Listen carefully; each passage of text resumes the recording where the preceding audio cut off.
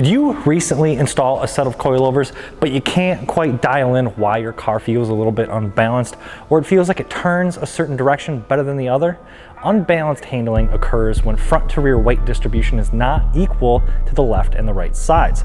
A properly corner balanced car will handle evenly in left and right turns, resulting in a very stable and predictable handling vehicle. What's going on, guys, and welcome back to Fitment Industries Garage. I'm Sean from Fitment Industries, seanb.fi on Instagram, and today we're going to discuss what corner balancing is good for and why you might need it. But before we get into the technical stuff, make sure you subscribe if you haven't already, and head over to fitmentindustries.com for all of your wheel, tire, and suspension needs. Side note, we started doing car review blogs. I'll toss the link in the description for those of you that know how to read. Let's get started. Corner balancing is the process of shifting the weight carried by each wheel to approach balanced values. Although some weight can be transferred by physically relocating parts of the car, the corner balance process is focused on shifting weight by adjusting the suspension height. Now, you might be asking yourself, why is corner balancing even important if cars with stock suspension don't have height adjustment? That's because factory spring rates are relatively low, usually around 100 pounds per inch. With such low spring rates, it would take a very large imbalance in spring height to have an actual significant effect on your corner balance. But once you start getting into lowered cars with aftermarket suspension, small changes in height greatly impact the weight carried.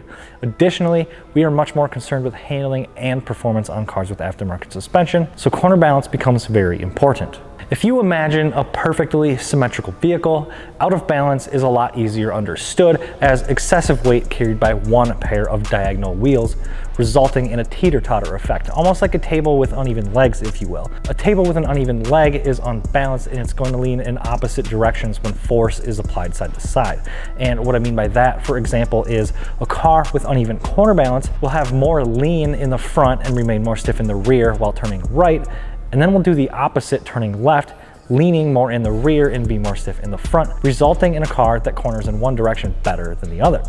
Sometimes this is done on purpose in preparation for a specific track that has more turns in one direction than the other. So corner balancing is the process of shifting the carried weight of each tire by adjusting the suspension's spring height.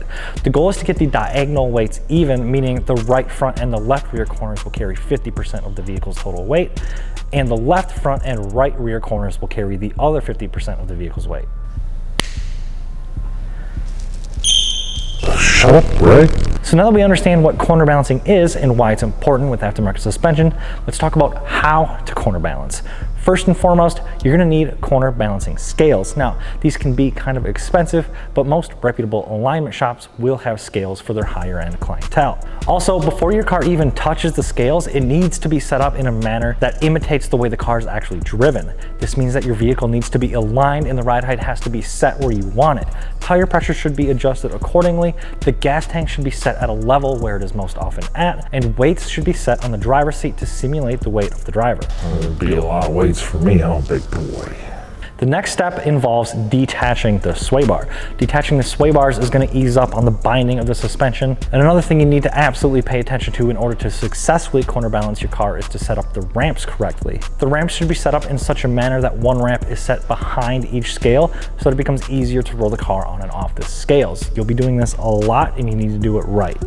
After several height adjustments, your car has to be rolled off and put back on the scales. Doing this will let the tire's cross positions readjust itself, reducing any chances of binding from the suspension scrub. Remember to never lower a vehicle directly onto the scales. Once your car is on the scales, you'll be able to see how its weight is distributed over the four tires. If a certain corner of your car has more weight on it as compared to the others, you can lessen the weight on that corner by lowering the height in that particular corner. But it won't only reduce weight on that corner, but also on the diagonally opposing corner. If there's too little weight on one corner of the car, you can add some load by raising the ride height in that corner, but that's also going to add weight in the diagonally opposing corner as well.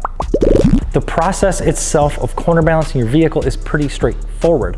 However, it is a very tedious task. There's lots of note taking to do and lots of trial and error to play with in order to get the car to balance out properly. But it's a great way to make the most of what you have, especially if the car sees any competitive driving. You will need an additional alignment after the fact. But that's essentially the basics of how to corner balance your vehicle and why you may need it with your aftermarket suspension. What do you guys think about corner balancing? Would you do it after your suspension install? Don't forget to subscribe if you haven't already, and head over to fitmentindustries.com for all of your wheel, tire, and suspension needs. And don't forget to go check out our car review blogs. I'll leave a link in the description if any of you guys want to go check that out. I'm Sean from Fitment Industries, SeanB.fi on the IG.